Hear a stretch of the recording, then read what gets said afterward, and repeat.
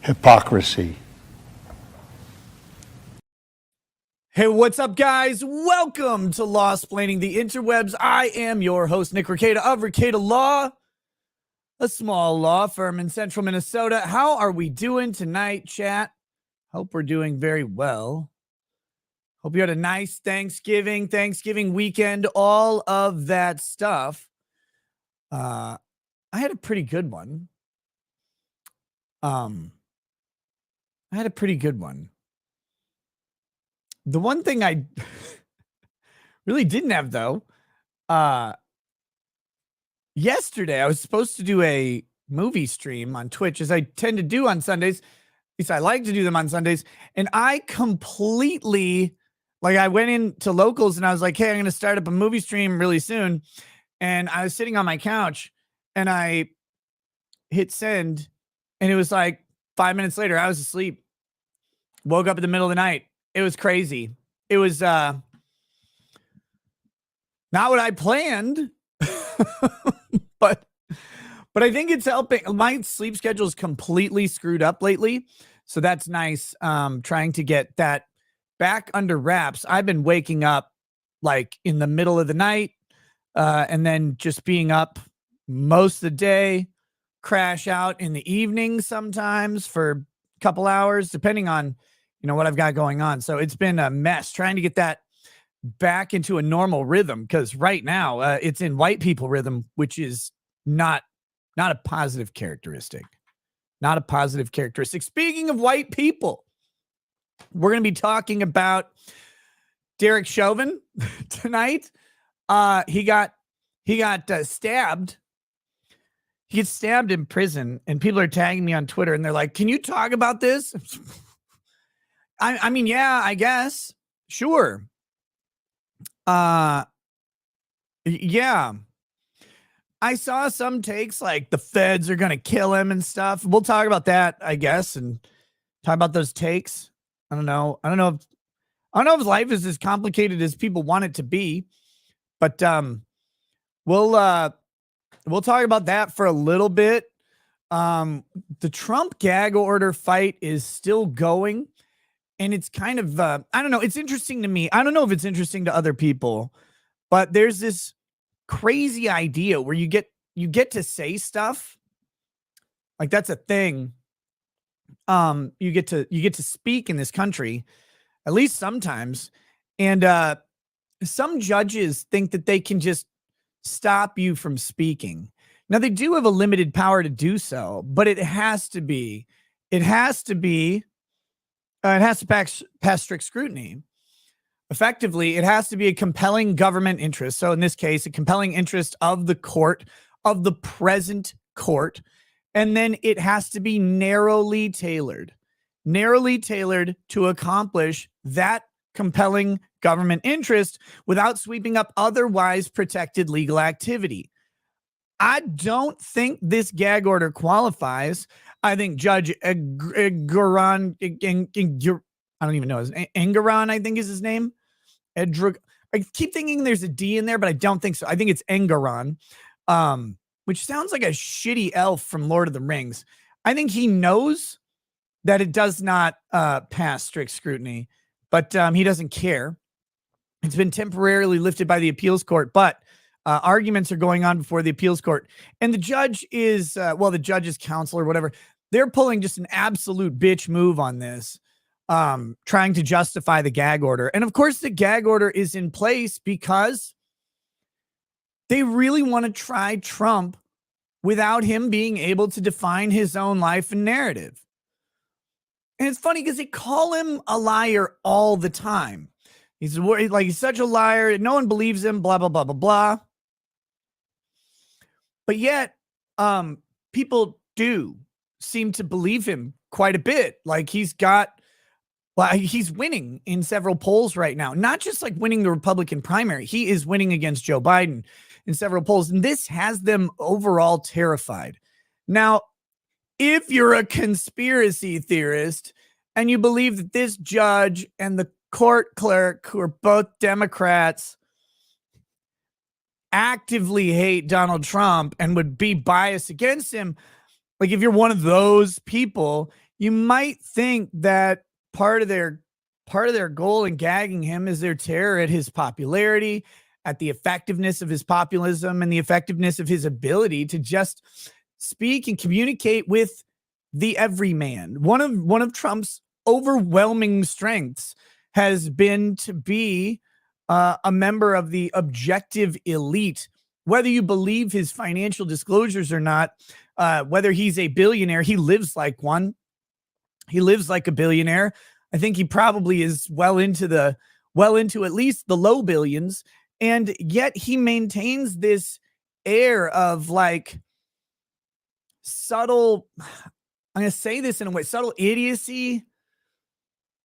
It's not really idiocy, right? But it's this ability to come across plain.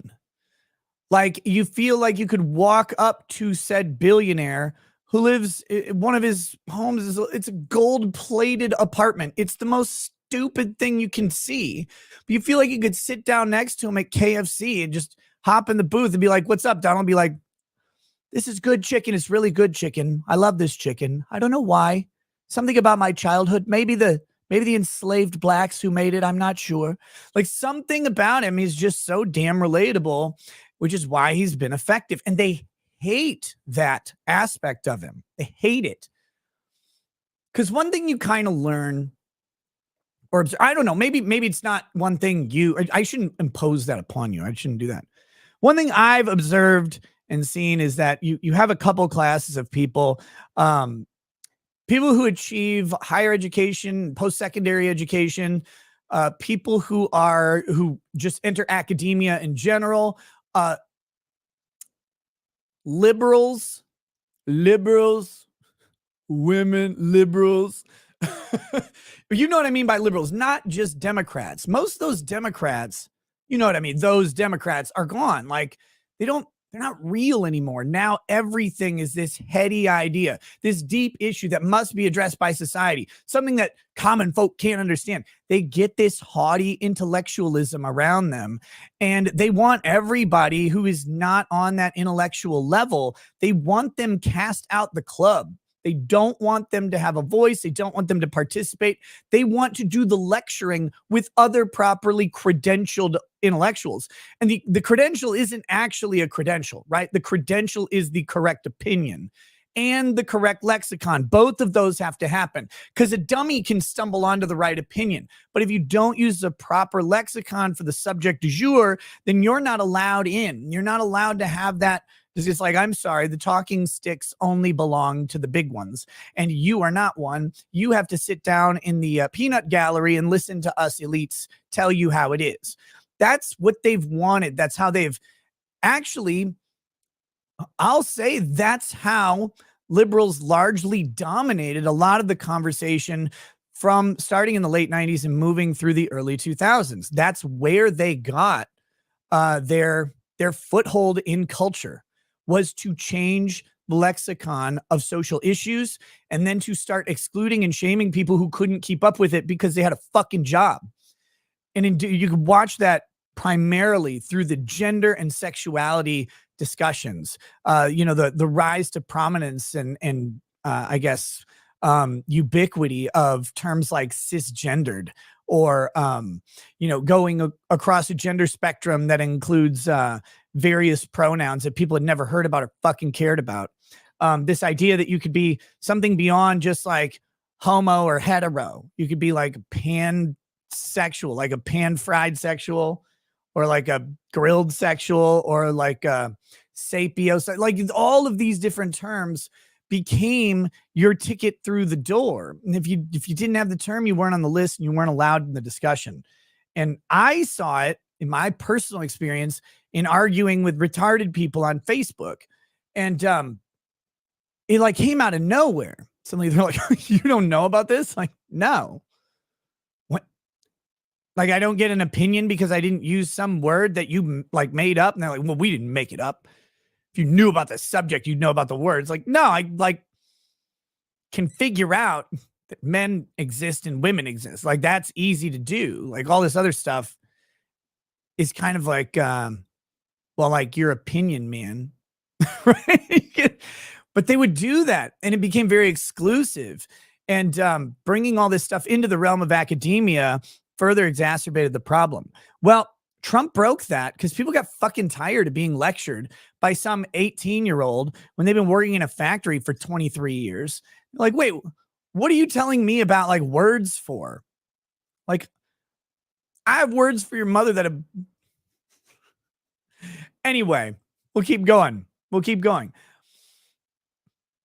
If you're of a conspiracy theory nature and you believe that these very highly educated, highly accomplished, ivory towered academic liberals would maybe not like someone like Trump to have their own voice and narrative, which can very, very quickly impact public perception. You might think that the gag orders, that their excuses for the gag orders are pretextual to just keep him quiet. So we'll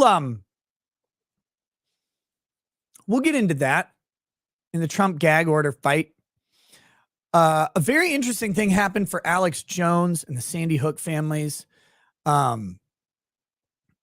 Alex Jones, obviously the Sandy Hook families and others, we should say, some people not at all Sandy Hook families or victims of Sandy Hook in any way, were awarded a combined $1.5 billion in damages from Alex Jones and InfoWars. They have recently offered to settle the lawsuit for considerably less. 85 million plus a couple caveats. And that's a haircut. That's a pretty big haircut from 1.5 billion. That's like worse than a lottery haircut. So part of the reasons, of course, for that are like, you're not getting $1.5 billion from a dude who's not a billionaire and a company that doesn't have $1 billion. Like, it's not coming. You're not going to get it. And there are plenty of ways for him to attempt to structure his business to never have to pay, to do something else, to pass ownership, to other people, to take a wage that matches his current lifestyle. And, there's ways around this. He's also in Texas. It's very hard to collect in Texas. So we'll get into that. The other thing we're going to do later in the show. What am I drinking? I'm drinking a Monster Tea Lemonade Rehab. That's what I'm drinking. So later in the show, we're gonna take a pause from the seriousness, and we're going to watch the trailer for Lady Ballers, the newest nuclear bomb in the culture war dropped by the savants over at the Daily Wire. We're going to do it. We are going.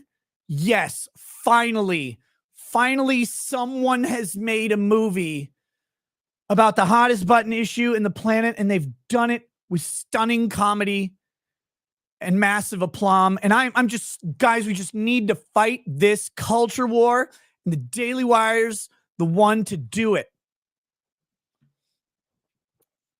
So we're gonna watch that trailer and see how they're doing it, because it's something. Oh, okay. So we're gonna do that.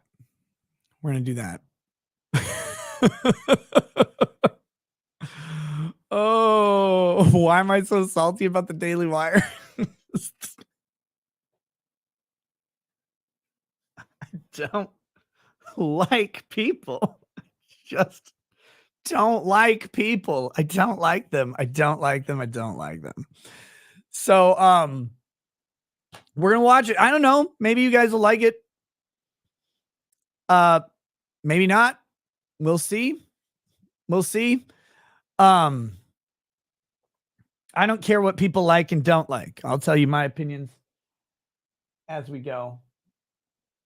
It's been suggested online that I am an alcoholic and am dying from it. So with that, I want to go ahead and do something. I want to bring back an old tradition to kind of get that under control. Now, since this tradition has kind of stopped, I now broadcast to 2 different places. We've got YouTube and Rumble. So it'll be a little bit more difficult to track, but the tradition was I would do a shot every 1,000 likes. So if you want me to kill myself faster, 1,000 likes will bring my alcoholism to bear. Again, combined between Rumble and YouTube, and we'll, every 1,000 likes, we'll do that. So there you go. Sometimes you do like the drinking streams where it's like money for shots or whatever. This is just always a fun way for everybody to participate for free in me dying. So that's what we're going to do. If you hit the likes, on either platform, I'll occasionally just take a peek, tally them up, and we'll get to that whole fatty liver disease or whatever they call it. Renal failure. Is it renal failure? I think it's renal failure. So if you guys want to see me harm and injure myself, let's do that. Sula says that's you drinking slower though. Oh, no. You don't understand. I have been told I'm an alcoholic, which means I can't subtract from the existing drinking. This has to be additional. It has to be. Renal is kidneys. Oh, what's the liver failure called? Oh, no, wait, that's cirrhosis. Cirrhosis of the liver. Cirrhosis of the liver. We'll do renal failure too, because I won't pee ever again. What if you set up a catheter? Okay, hear me out. Let me cook. What if you set up a catheter and then ran that like back into your kidneys or whatever? So like you peed out, but it just cycled right back into the kidneys. Would that cause, that's got to be bad.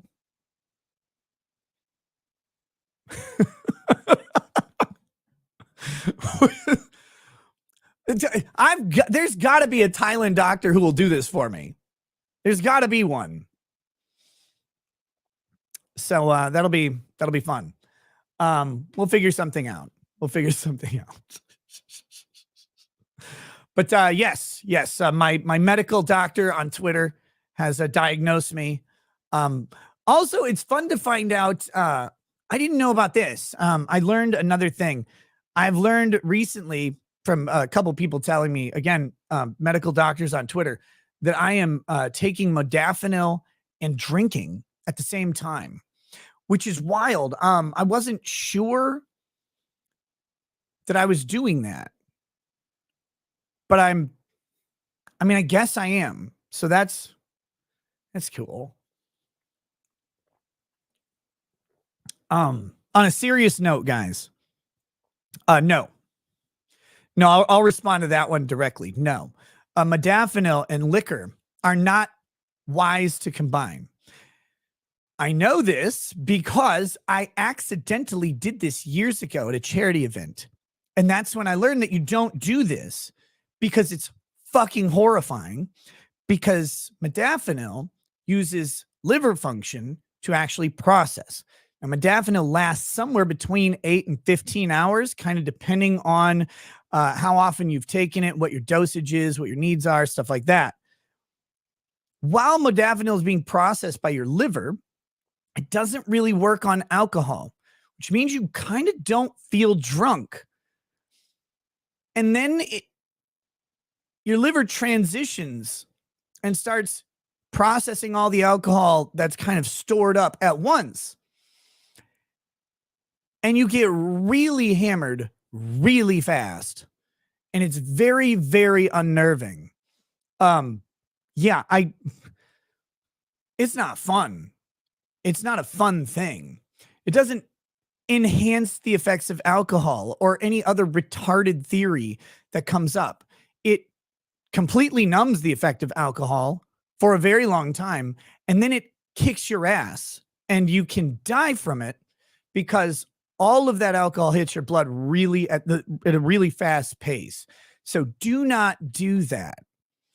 Some people have decided that because I've talked about using modafinil, which I have a prescription for narcolepsy, primarily when I drive long distances, and sometimes when I would stream trials for a very long period of time and need some assistance throughout the day, that would mean that I was using modafinil with any frequency. I don't think I've even filled a modafinil prescription over 6 months. Like, I don't use it hardly ever because I don't need it most of the time. I've structured my life around not needing medicine to be awake for a very fucking specific reason. Modafinil is cool. It's awesome.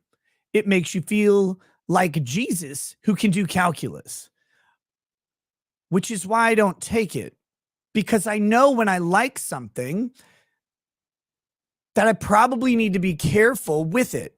Now, I'm not actually aware of like any major issues with modafinil addiction, which is there's not like a physical addictive component. There aren't major withdrawal symptoms. I think headache is the main thing. It doesn't matter though. Like, when you start needing something or wanting something to function on a frequent basis, that's when I stop doing it. I do things for fun, for sure. Like a drink for fun. It's great. I don't do shit like modafinil because like it's addictive in the sense of how your brain works, or how my brain works on it, is very enthralling and alluring. I've talked about this several times in the past. Some people have decided that must mean I'm using it and drinking. If you see me getting drunk and that's your criticism, and then you say I'm using modafinil, then 2 + 7 equals you're retarded. So that's not a thing. But there are a few things I'll address directly without like jokes and humor or whatever. That one, no, I've told people you should never do this. It's very scary when it happens. I didn't know the first time. That was back when I was working. I think was I working? I was either working or I was in law school or something. I was on modafinil rather frequently at the time, and I was at a charity event. I was there with Lady Rackets and my parents, and I had only had I think 3 or maybe a 4th glass of whiskey from the bar. And now again, modafinil takes something like 8 to 12 hours to wear off, and it's flexible in there. I guess it can take as much as 15. Kind of weird if it goes that long, but it's kind of a flexible time. You can't predict when it's going to wear off. So this is not something you can like time out, and kind of predict and calculate. Like maybe if you had some Asians or something, but yeah. So I'm at this charity event. It's at night, having a good time, have a couple drinks, feel good. And all of a sudden I'm like, Dad, what? I'm like, I'm embarrassingly drunk. I need to go back to my hotel. I have no idea what happened. He's like, you didn't even drink that much. Like, I know. I don't know. And then, of course, that's when I read up on it, figured out what the hell happened. It was crazy. So, yeah, don't do that. Don't do that. That's a serious thing that people should never, ever, ever do. Fucking hate the internet sometimes. But no, that theory is silly. I've talked about it a whole bunch. Don't ever do that shit. Very, very serious. All right, here we go. Will Drex return on the show soon? Maybe. It's kind of up to him. During the school year, we don't see each other very much during the school year. His kid's schedule and my kid's schedules don't always match up.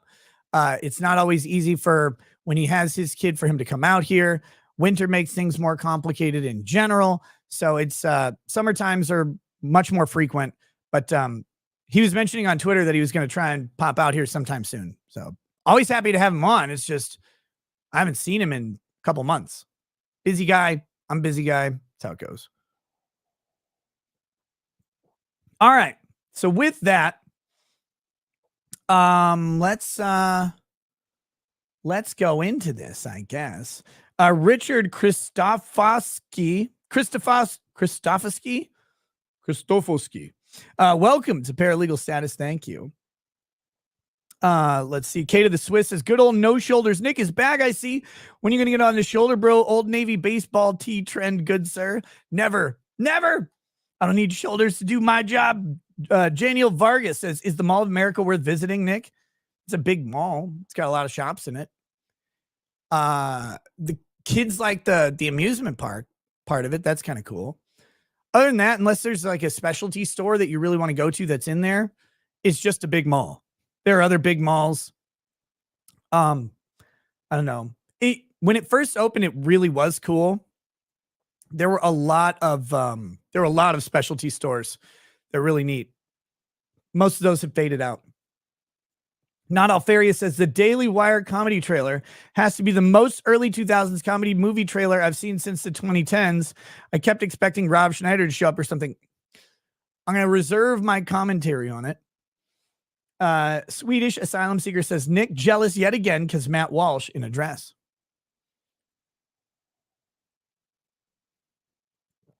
All right. And then Fire PA over here says, damn it. I hate how Locals does this. Hold on. Fire PA says, a very early WTF Wednesday submission, someone who hates clothes as much as you, Nick, and decided to get naked in a place they probably shouldn't. Disneyland streaker, and It's a Small World. Okay, we'll watch that later. I'll keep that chat up so we can find that one later. All right, here we go. Oh, wait, there's one more. Slagla says, can we get a roast for your shoulders? You want me to roast my shoulders? How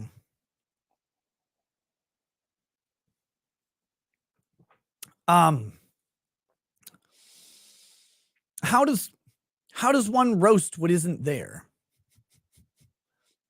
All right. Nick's shoulders. You're like a black dad. No one's seen you. There, that's it. Okay, let's just keep going. Let's get into this thing. Chauvin. Oh yeah, Chauvin was stabbed. He's still alive, I guess. He's been, I guess we'll find the, let's see, shoulder. I typed in shoulders. Chauvin stabbed. And you don't carry your weight. He's expected to survive a prison stabbing attack. Oh, wait. Derek Chauvin stabbing raises further questions on federal prison security. Does it? Does the Derek Chauvin stabbing raise further questions on federal prison security? Doesn't every prison, like prison stabbings aren't rare. They're not rare at all. That's why I know this isn't a Fed thing. It's not funny enough. So here we go. Let's pull this article up. You'll see what I mean when I say it's not funny enough when I talk about, when I explain. George Floyd's killer. George Floyd's killer. Surprised they didn't say, oh, they can't say murderer because he's just a manslaughterer, I think. Or no, he got, did he get third-degree murder? Derek Chauvin is in stable condition and expected to survive prison stabbing attack. The former Minneapolis police officer who was convicted of murdering George Floyd was stabbed in an Arizona prison on Friday. I mean, why would you stab that? Like, what's wrong with that?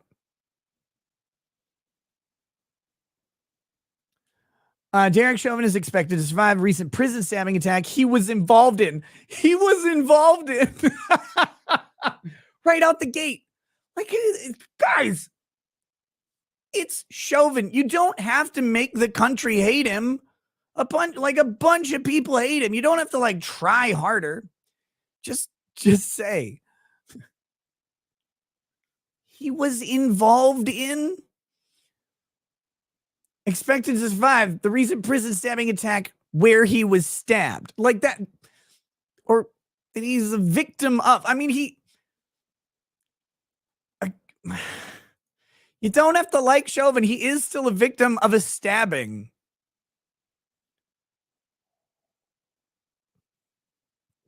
Trump should commute his sentence. Well, Trump can only commute his federal sentence. He still would have his Minnesota sentence. Now, Minneapolis Police Chief Brian O'Hara and a spokesperson for State Attorney General Keith Ellison's office tell People in statements that Chauvin is on the mend. Oh, here, I can make this bigger. Giggity. Citing his agency's federal law enforcement partners. O'Hara said that Chauvin was in stable condition. Brian Evans, an Ellison spokesperson, meanwhile, said the Attorney General's office heard that Chauvin is expected to survive as of Friday evening. This is really a good like rap album cover right there, right? Like it's like Eminem's brother Skittles is releasing an album or whatever. That'd be good. Let's see. A source familiar with the incident previously told the AP on Friday that Chauvin was seriously injured after another inmate attacked him in the Federal Correction Institution in Tucson, Arizona. So if you don't remember, part of Chauvin wanted to serve in a federal prison. He did not want to be in a Minnesota prison. If he was in a Minnesota prison, he'd probably already be dead. He wanted to be in federal prison. Little bit more protections for him there. Also, they could remove him from Minnesota. That was part of his plea agreement, if I remember right, with the feds, was that he would serve his time concurrently, but in federal prison. And that was an appealing thing for him. So that's why he's down in Tucson. But yeah, frankly, I don't know that anywhere is safe for Derek Chauvin. Personally. The prison is medium security, but has been low staffed, causing a lack of security, according to the outlet. The Bureau of Prisons, BOP, later confirmed an unnamed inmate at the Tucson facility was attacked around 12:30 p.m. on Friday. What's the name of the attacker? What's that one? Okaya says, wow, I didn't know Minnesota prisons were so bad. Well, it's not about Minnesota prisons being so bad. It's about Chauvin being a Minnesota cop who's convicted of murdering a Minnesota black man, which sparked riots in Minnesota first and then everywhere else. Right? Like that's the thing. Like, it's the localization of him in Minnesota that makes it unique. I don't know that a Minnesota prison is particularly worse than any other, mid-range prison. Maybe they are, but I don't think so.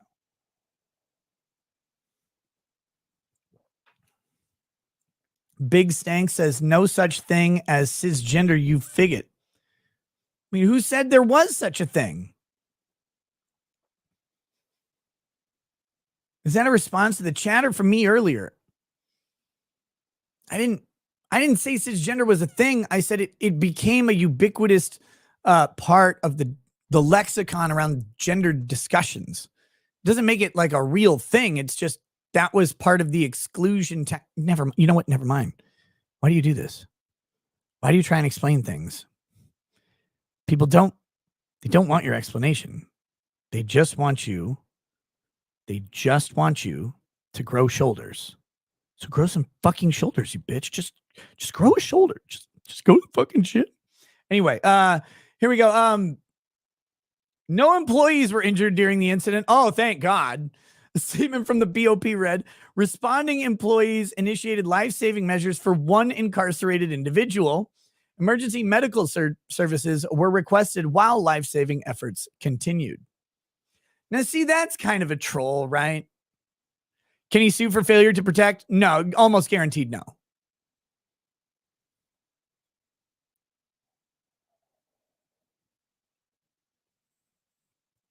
No, failure to act is very rarely going to result in a successful lawsuit. Now, I mean, there's certain situations where you do have a duty. Typically, you assume a duty or you develop a legal duty. They have a duty of care, but like they cannot protect every inmate from other inmates. So, unless it becomes really unreasonable. I mean, it's certainly possible that someone engineered this, but we'll get to that. Incarcerated individual was transported by EMS to a local hospital for further treatment and evaluation. The statement concluded, according to the BOP, the FBI has also been notified of the incident. Back in July 2022, Chauvin pleaded guilty to federal charges of violating the civil rights of Floyd, a black Minneapolis man, by keeping his knee pressed on his neck during a May 25th, 2020 arrest, which resulted in his death. Chauvin was later sentenced to 21 years in federal prison. Okay. So there we go. Oh, did you see this? They really cut the legs off of Oscar Pistorius' sentence. He is not serving. He is not serving the full term. In fact, you could say he's running away from his sentence. These are dad jokes, and they're not any good. All right, so here's the thing, y'all. Chauvin gets stabbed. Is this a conspiracy? Are the feds trying to kill Chauvin? Is this a hit put in by the man against a humble black man? I mean, when you think about it, Derek Chauvin, despite representing only 25% of the officers at the scene, was responsible for 100% of the murder. Damn it. Look, this isn't a mystery. This doesn't need to be. Maybe it's a conspiracy. I think if he overdosed on fentanyl, I think that's the Fed hit. If you want the Chauvin Fed hit, he gets a hot dose of fentanyl, probably anally or maybe in his biscuits or something. Right? He's like, these biscuits are kind of bitter and I feel good. Dead. Right? Like that's what happens. Or like you want the other one, he a guard's like, stop resisting, and he gets chokeholded to death. I think that's when you know it's a Fed hit. Because if you're a Fed and you're going to do a hit and no one's ever going to find out, like you have to make it funny to me. Maybe, like, I think that's what you got to do. They don't need to, though. This is one of those instances where the hit happens because of the circumstance. Chauvin is highly likely to get killed in prison because of his notoriety, because of the perception of what he's done, because he's a cop. He's a cop who's convicted of killing a black guy, and probably the most famous cop convicted of killing a black guy in the country. It's not like the prisoners there don't know who he is. Like, oh, who's this guy? Right? Like, and it's not like the feds have trouble killing someone in prison. Right? Like, do a flip Epstein or whatever. Gone. It doesn't take much. They don't need to make this difficult. They don't need to let nature take its course, right? Life finds a way, like Jurassic Park. The shank's going to find a way into Derek Chauvin. It's going to make its way to his lungs. He's going to die. He knows he's probably going to die in prison.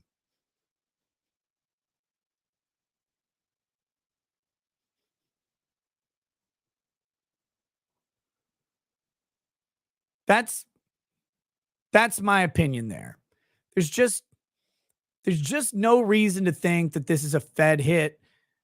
Like, I mean, it could be, right? There's possibilities always exist, but this doesn't have any hallmark of being a Fed hit. It's unsuccessful. He lives through it. And there's every other explanation on earth as to Derek Chauvin getting stabbed. He's one of the most famous criminals in the country, hated by a huge portion of the incarcerated population. His odds are low. Ben, are you drinking that alcoholic solo drink they banned? You mean Four Loko? No, this is just Monster. I drink these like on every show. It's just a tea and a lemonade with caffeine, and a shitload of B vitamins. That's it.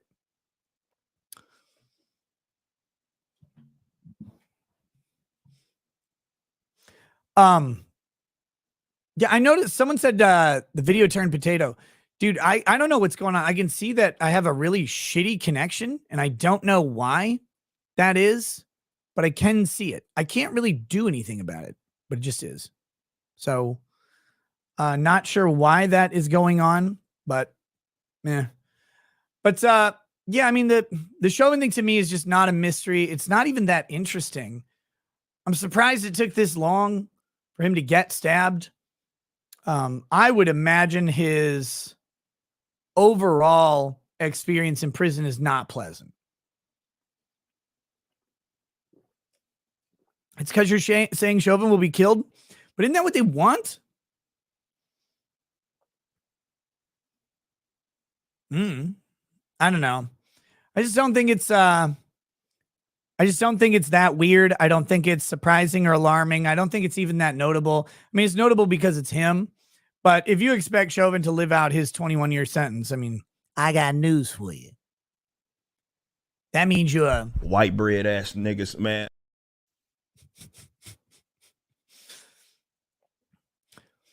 Yeah.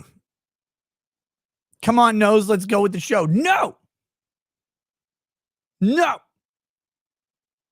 100% feds? You think the feds would fuck up something like killing a guy in prison? Really? Like that? That's the easiest thing in the world to do. People kill themselves with shit that shouldn't be able to kill themselves in prison. In supermax prisons, okay? In supermax. If this is a Fed hit, by the way, that knife would be covered in poop. That knife would be covered in feces. All right? And he would have gotten stabbed, and he would have immediately gotten fucking sepsis or something else.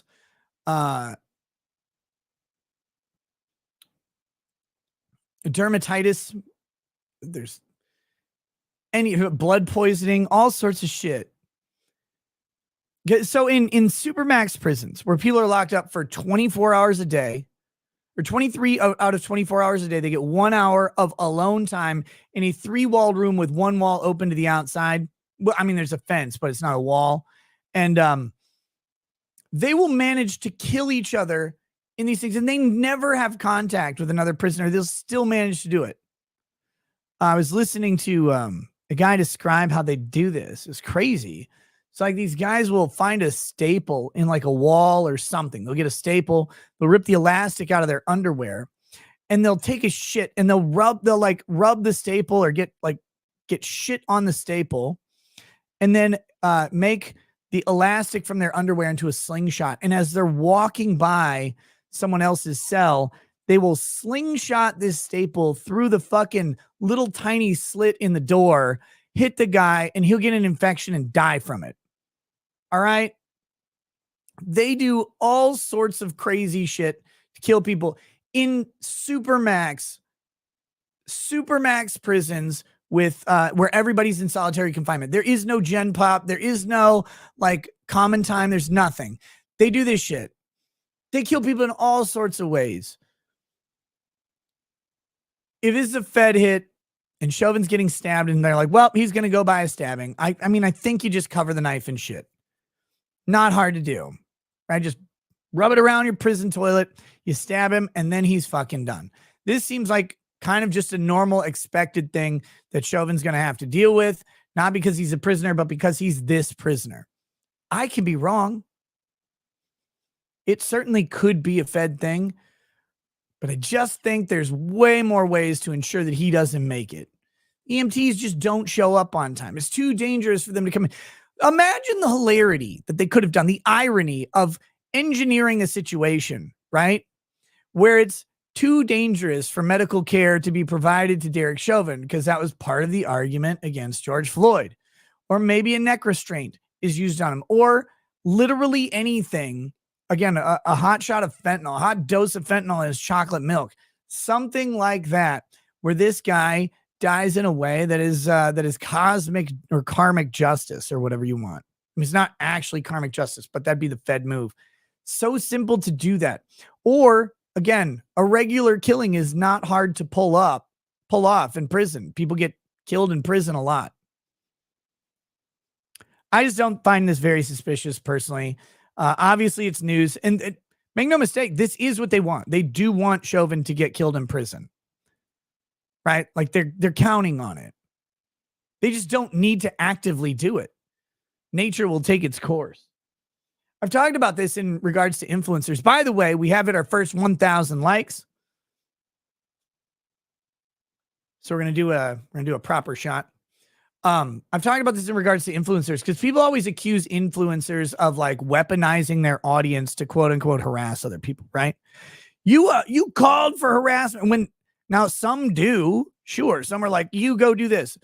This is with Sniper Wolf. This is a big argument with Sniper Wolf.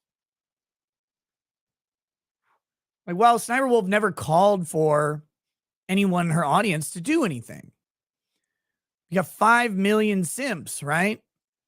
The idea that people are scared of is that Sniper Wolf doesn't have to ask for anyone to do anything because someone just will. There's enough numbers and enough enthusiasm, in this case, simpthusiasm, that some crazy dude who's jerked off one too many times today will then go to that weirdo's house and kill him. It doesn't even have to be as big as like Sniper Wolf. The whole Dick Masterson thing, that's the entire thing. Dick is quote unquote gaslighting his audience into attacking Eric July, blah, blah, blah, blah, blah. Whatever it is, like it always comes up in this scenario. It's no different in anywhere in society. Derek Chauvin is just notorious enough amongst a very specific population that his living through, his surviving prison would be the most surprising thing that could happen. In my opinion, that would be the most shocking outcome. Oh shit. Wait, no, this is a shot.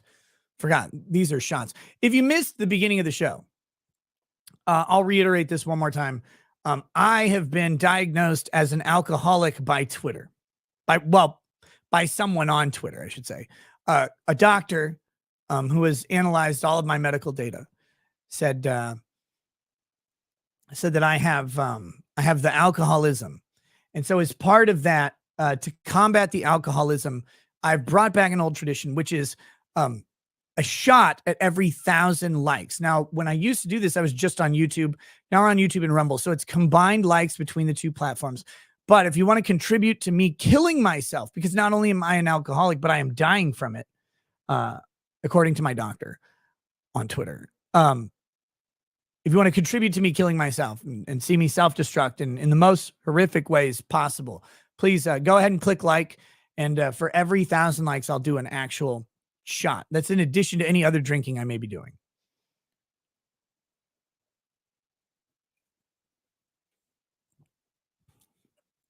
Do you see what happens, Larry? Do you see what happens? So there we go. Whew. There we go. All right. I mean, that's the Chauvin thing. Look, it's not that complicated to me. You can make it complicated. You can make it about a narrative. I mean, the narrative is just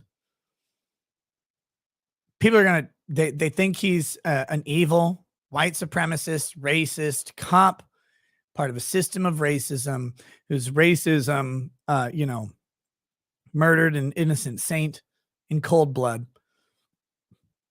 And because he killed him by kneeling specifically on his neck and definitely causing asphyxiation and no other possible cause.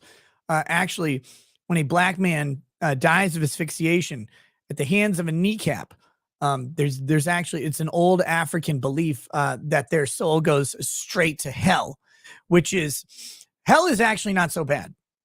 I mean, depending on your perspective in this African tradition, hell is a one-room hut where all of your children live. There's no door, though. You can't leave. And there is no malt liquor. Wait, was that racist? Oh, and Wheel of Fortune plays all day. All day. except it's the Vanna White replacement, not Vanna White. It's reruns of Wheel of Fortune, but Vanna White is AI replaced with the new chick who's a fat, like 6-year-old black woman. There's no fried chicken. There's watermelon, but it's out the window. There's watermelon patch. How do we get this worse? How do we cancel harder? And Matt Walsh is there. Oh, God. No. It's, no, I like, look, Chauvin's a target, obviously. That's the entire point of my silly goofiness. Chauvin's a target. He's made to be a target. He's in federal prison to be a target. And they hope prison society will clean him out. There's fried chicken, but it wasn't washed before cooking. That's right. That's right. Oh, man. That would be hell for me, too. Damn. I love fried chicken. I don't really like Wheel of Fortune that much. It's not my fault, though, because I always watch Wheel of Fortune with my dad. I don't watch TV most of the time. If I'm watching Wheel of Fortune, I'm probably with my dad. And he'll, like, the puzzle will come up. It'll be like, thing, boo-da-ba-ba-bum. And, like, all the letters will come up, and he'll go look at it and go. Rocky Mountain oysters. You're like, can you not do that, please? He's like, what? It's obvious. Like, it's not obvious. All right. Okay, let's move into the Trump gag order fight. We're going to start this over here on YouTube, but we are going to do the Rumble flip in a little bit. And we'll continue on. We'll do that. My dad used sign up to be a wheel watcher. What's a wheel watcher?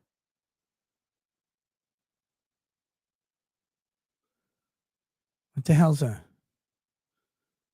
wheel watcher? All right. I think it was a Fed hit. I believe they set it up in some way, like letting them cross paths and acting like nothing is going on. Again, I don't think they even need to do that. They don't need to. A Wheel of Fortune contestant? Oh, wait. My dad use sign up. My dad use sign up to be a wheel watcher. I don't know what grammar that is.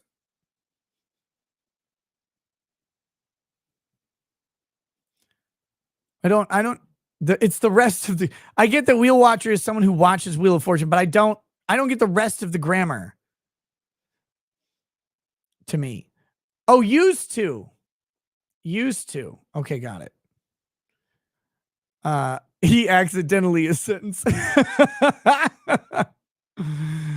Oh my God. All right, let's do this.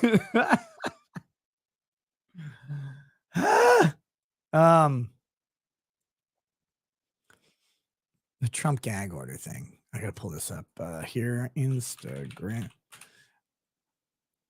I send myself a bunch of all my stories on Instagram because it's just I know where everything will be.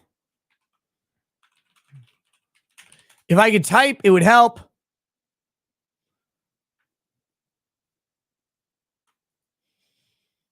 Okay. Oh my God. We might get to this story of a social worker who's accused of abusing a 13-year-old and threatening mom for calling cops, who's now facing lawsuit for permanent damages. A 24-year-old woman had inappropriate sexual relations with a 13-year-old boy.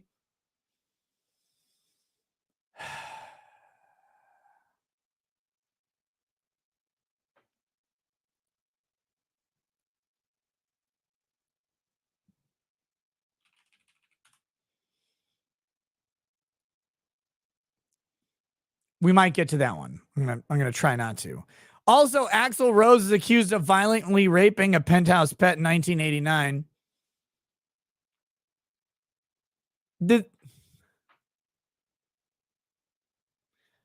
Mm.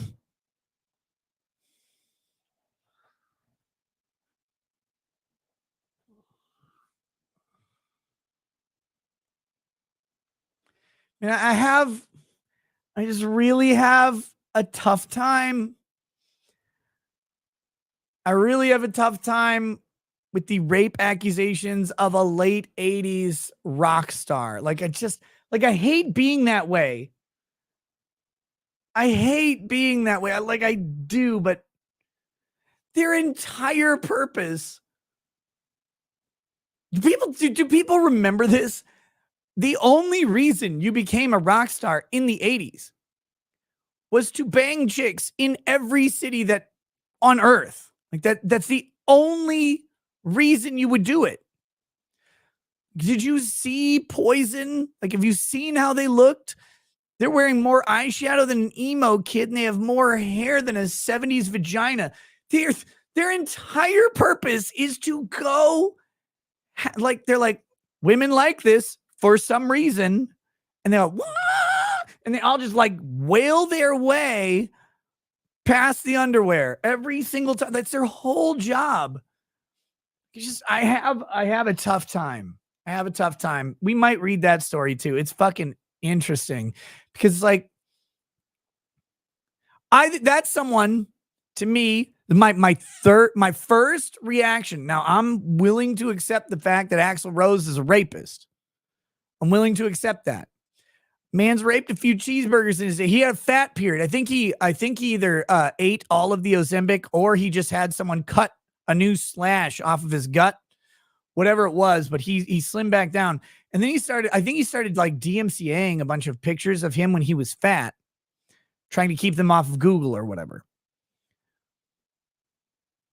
I'm willing to accept the possibility that Axl Rose raped multiple people, probably animals too. I don't know what he does. All right. But I'm also willing to accept the fact that some chick had sex with Axl Rose in 1989 after he gave her a shitload of drugs. And she's like, I've heard now that this is bad. And she's mad about it now because that was in 1989. It's a long time ago. Maybe, I don't know. It's 34 years ago? Good Lord. Anyway, I'm willing to accept that it happened, but I'm also not willing to accept that it didn't. Wait. I'm also not willing to accept that it happened. I'm not going to cast them under there's just two chicks threw themselves at 80s rock stars. They're everywhere. And not just chicks, models, actresses, everybody. They were so fucking popular. November Rain is still the shit though. Yes, I will still listen to 8 minutes of November Rain. I made my kid listen to I was driving my kid to an activity today, and I made him listen to Knocking on Heaven's Door. Right? I almost made him listen to Sweet Child of Mine, but he looked so irritated that I made him listen to the first one. I'm like, this is the greatest wailer of all time. He beats Bob Marley and the Wailers by himself. Ooh, knock, knock, knock. He had to have some guy come in and sing a low harmony so there would sound like a man was on the track. They could just do that. They could come in with this weird falsetto and just wail and scream their way, and women's clothes just fell off all over the place. That was the 80s. We pretend that the 80s and the 90s didn't happen. We're like, no, musicians would never just try to have sex with women. That would be crazy. Who would do that?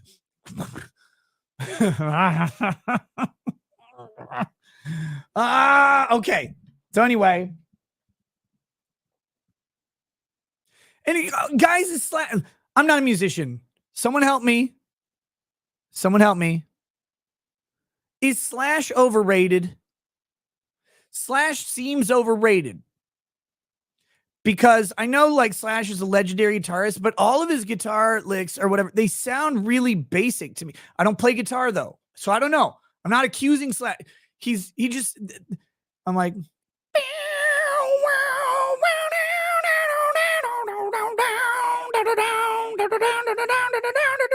like that's not complicated. That's like really easy. I mean, it seems like it'd be easy. It seems like that's like a 4th year guitar song, maybe. But again, I don't play guitar. I don't know. So I'm asking. It's harder than it looks.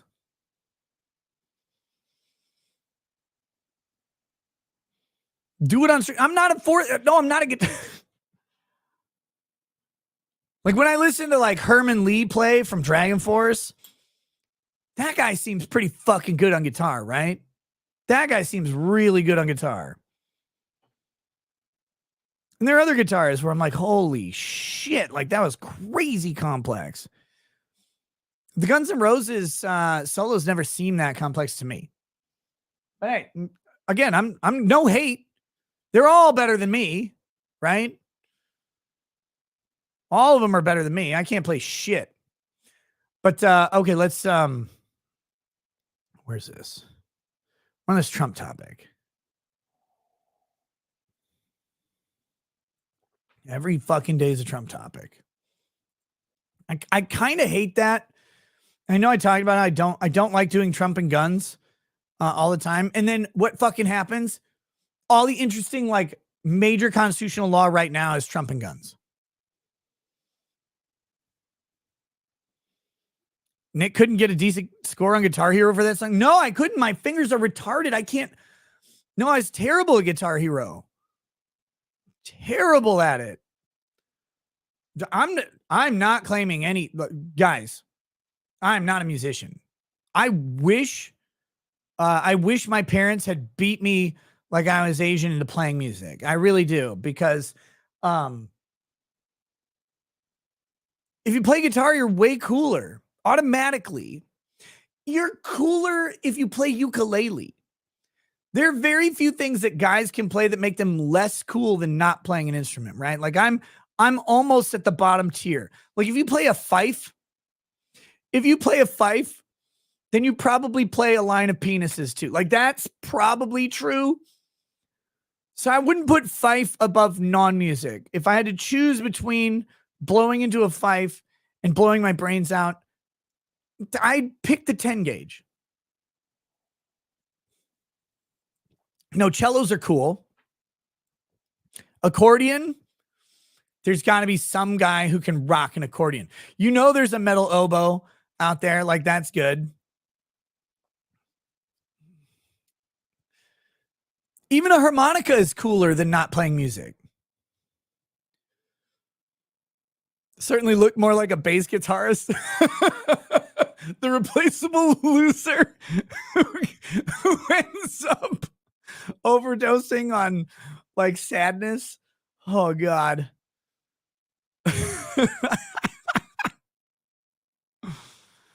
You have no idea what a koto is? No, what's a fucking koto? I don't know what that is. All right, anyway. I really wish I could play music. Right before I started YouTube, I was doing a self-instructed piano course. I was starting to learn piano. I mean, like I get it. There are parts of musical theory and stuff that I get the concepts behind in like intellectually or whatever, but it's not about knowing what note you want to hear. It's about knowing where that note is and how to play it like natural, right? Just practice, muscle memory. I was learning piano and then I started doing YouTube. I just didn't have the fucking time to do piano anymore. So take a couple weeks as lessons. You'll be as good as Slash. No, I would love to, but I just don't have time or energy anymore. We have a shitload of instruments around the house. Lady Raggeds loves to collect instruments. We have like multiple different ukuleles. We have a Tahitian ukulele. We have a harp, not a big harp. We have a 3-octave harp. Not one of those big motherfuckers. It's like, I think it's close to 3 feet tall, but I think it's between 2 and 3 feet tall. It's a 3-octave harp. We have a marimba. We have a drum set. We have piano. We have a guitar. We have a Baja Quinto, a Baja Requinto. Those are Mexican guitars. They're the guitars, but tacos come out of that little, the sound hole in them.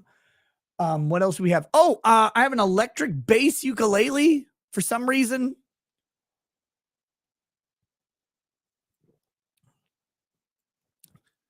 None of us can play any of this shit. My kids can play drums, piano, and violin. We have a shitload of different sizes of violins. My kids can play drums, piano, violin, and marimba. But that's it. But the other stuff is like aspirational. One of my kids can kind of play guitar. Melissa B says, what led you to become a YouTuber? And do you still practice law? Practice is a strong term, Melissa. So practice as a technical term, yes. I technically am still a practicing lawyer. That means I am current on my continuing legal education and my licensure, and I am legally allowed to, by the state of Minnesota, accept a client at any point in time and give legal advice at my leisure. Do I do that? No, almost entirely no. I will occasionally give people legal advice if they ask, and it's not super involved. Do I go file motions in court? No, I do not. Thank God. I don't want to do that anymore. I mean, eventually, maybe I'll have to at some point. Like, you never know what you end up doing, or maybe it'd be worth it. For now, it would take so much time and energy and effort and focus that I wouldn't be able to do. One, I wouldn't be able to do my YouTube show in the way that I do it. And two, I definitely would not be able to do my family life in the same way. And so, no, I don't. I stay as far away from doing that. But as far as like practicing in the technical sense, yeah, I'm licensed to practice. I'm eligible to practice. I'm a lawyer in good standing and can do whatever. And lack of drinking, Johnny, what is with it, guys? Where did the myth start that drinking is weird for lawyers? Sobriety is weird for lawyers. Lawyers, I believe, as a profession, have the highest overall substance abuse problem of all professions, and it isn't even like close. People they do this weird, they're like, you're a lawyer and you're drinking? Yeah. Have you met any? Most of them have crystal decanters in their fucking offices just full of whiskey. Lawyers drink like crazy. I started drinking whiskey because I became a lawyer. So it's not like that was the weirdest thing about becoming a YouTuber who is also in some semblance a lawyer. People are like, how can you drink on stage or on stage? How can you drink on cameras? Like, oh my God, a lot of them are drinking in court. It's wild. Mr. K says teachers are pretty close, I imagine. No, teachers, the only substance teachers abuse are women teachers abuse teenage boys. Alex Scott Thompson says a 2016 study of more than 13,000 lawyers done by the American Bar Association found that 1 in 5 lawyers are problem drinkers. Yeah, and the other 5 have the other 4 have solved the problem by just drinking more.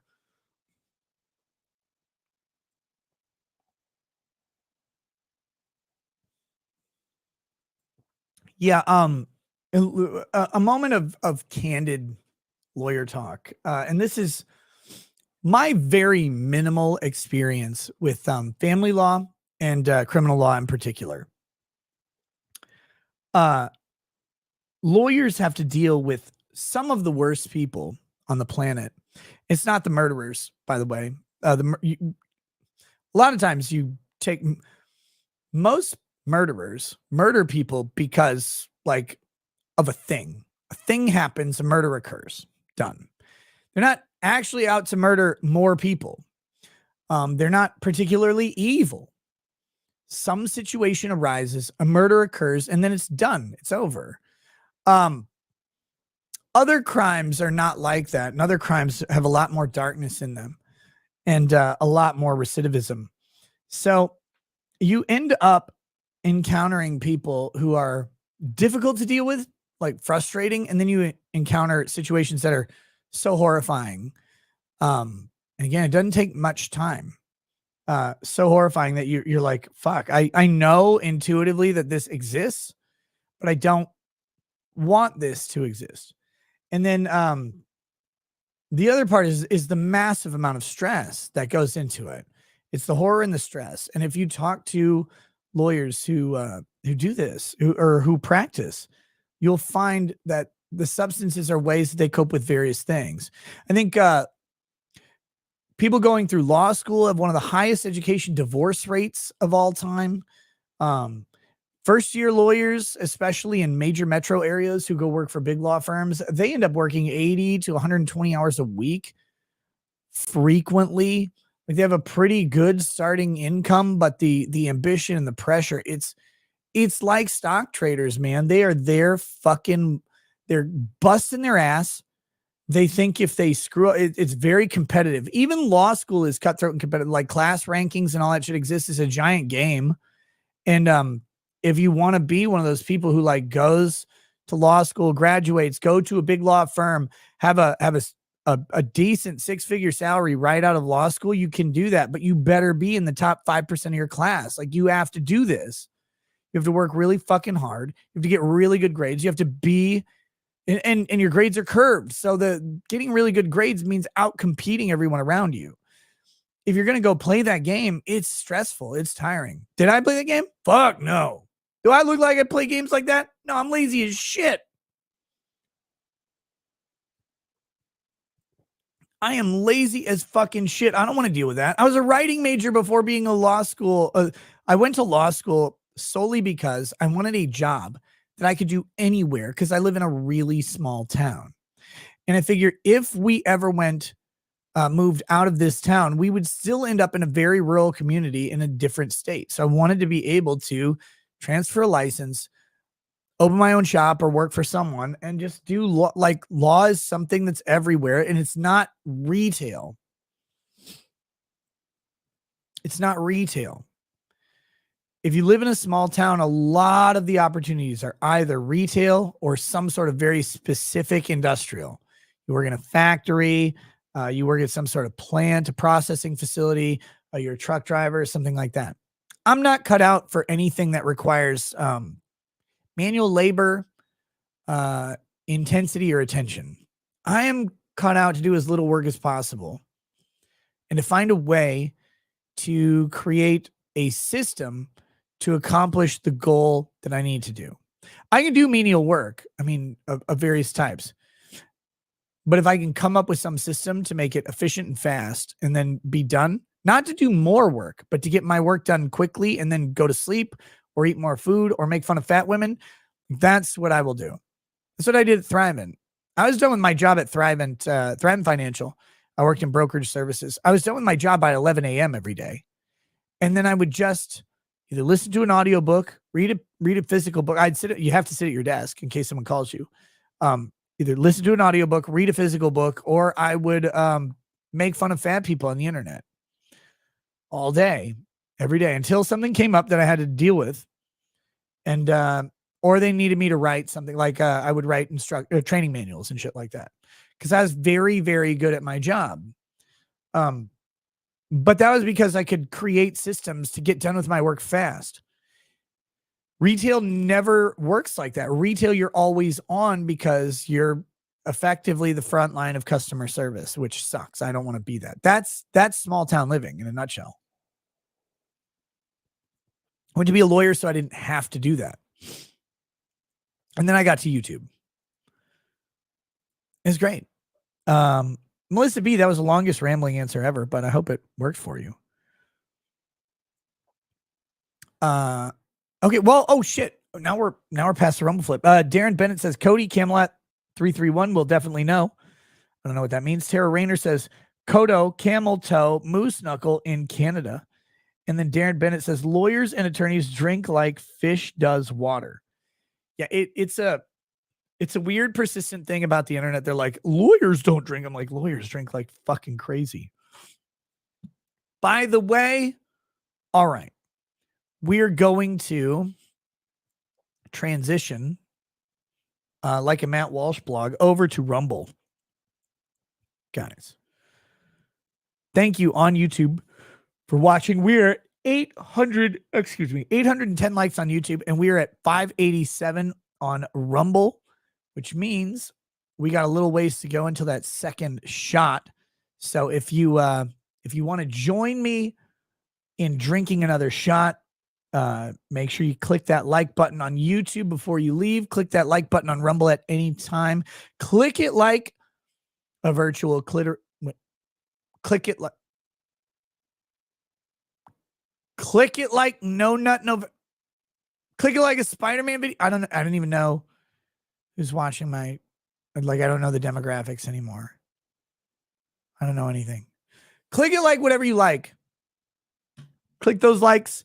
We'll see you tomorrow. We may have a Kyle Rittenhouse interview this week. Arclight says he's already smashed, not even close.